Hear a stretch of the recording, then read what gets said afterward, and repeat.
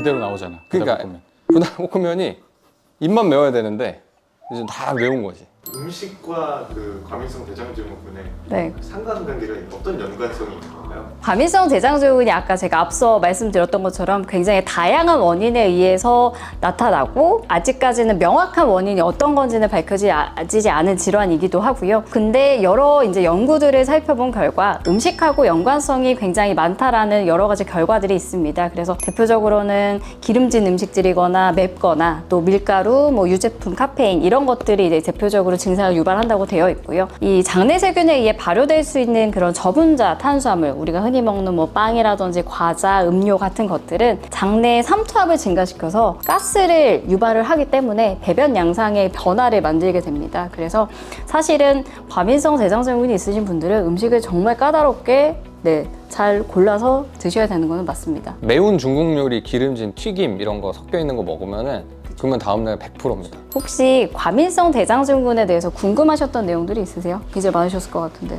막 특정 상황에서 긴장하거나 뭐 시험 때라든지 중요한 면접이나 이런 거 앞두고 있으면 왜 그때 배가 아픈 건가요? 음식이랑 상관없이 상황에 따라서도 이게 뭐 아픈 경우가 있는 것 같은데 왜 그런 거죠?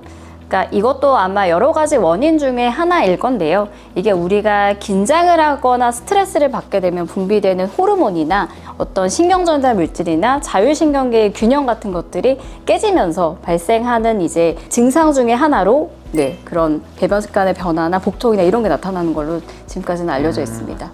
그러면은 딱 그런 상황에서 뭐 대처할 수 있는 방법이 있나요? 긴장이라는 걸 안 할 수는 없을 것 같고. 일단은 그런 증상이 있으면 미리 치료를 하셔야죠. 미리 치료를 하셔야 되고, 근데 그렇기도 하지만 사실은 이미 증상이 발생하고 나서는 사실 그거를 해결할 수 있는 근본적인 해결 방법은 없습니다. 혹시 이면서님은 이런 증상으로 치료를 받으신 적이 있으세요? 치료까지 제대로 받아본 적 없는 것 같아요. 그냥 이제 이따금씩 배가 아프다. 왜 하필이면 이때 이렇게 배가 아프지? 짜증난다.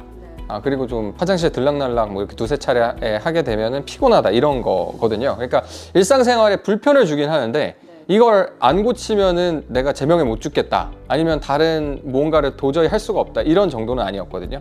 그러니까 가벼운 불편함 뭐 그 정도이다 보니까 병원에까지 가서 치료를 받아야겠다는 생각까지는 거의 못했던 것 같아요. 그냥 당일날 문제 생기면 지사제 먹어야지, 아니면 미리 먹어야지. 그래서 실제 이런 긴장된 상황에서 증상이 나타날까봐, 특히 시험을 앞두고 많은 이제 수험생이나 이제 그 일반적으로 공부하는 친구들이 굶고 시험을 보러 가는 경우가 굉장히 많거든요. 혹시나도 증상이 나타날까봐. 근데 사실은 이게 우리가 굶고 가게 되면 뇌에 필요한 포도당 공급이 사실은 원활해지지 않기 때문에 실제 집중력이 굉장히 저하되기 때문에 일단은 증상이 있으시면 치료를 받아보시는 게 도움이 될 것 같습니다. 질환이라고 생각하는 경우가 별로 없죠. 보통 이제 체질적으로 뭐 장이 약하다고 생각한다든지 이렇게 시험이나 이런 게 있으면 불편해서 잠깐 그때는 고생을 하는데 또 지나고 보면 또 괜찮은 것도 같고, 약간 매운 거나 이런 거 기름진 거 좀 안 먹으면 또 괜찮은 것 같고 하니까 실질적으로 치료를 받고 하는 경우가 많지 않고, 이걸 치료할 수 있다고 생각도 안 하고 그냥 그런가 보다 하고 지나가는데 도움이 되는 치료들이 많이 있죠. 근데 저 치료를 받은 적이 있어요. 생각해보니까 그게 원 선생님이 저에게 처방해 주셨던, 제가 처음으로 장과 관련해서 그 증상과 관련해서 치료를 받았던 거예요. 근데 제가 그때 너무 신기했던 게 매운 거를 먹었는데 괜찮은 거예요. 그래서 다 나았다고 생각했는데 안 하니까 다시 돌아오더라고요. 본격적인 치료를 사실은 하지 않은 거예요. 제가 여러 번 오시라고 말씀을 드렸었잖아요. 근데 그게 신기하더라고요. 싹 나왔다가 효과가 점점 사라지고 그냥 원래대로 돌아오고, 많은 노력이 필요한 것 같아요. 그러면 과민성 장증후군을 딱 치료하는 정해진 그런 방법이 있나요? 정해진 방법이라기보다는 일단은 치료 방법은 있습니다. 있는 건 맞고요.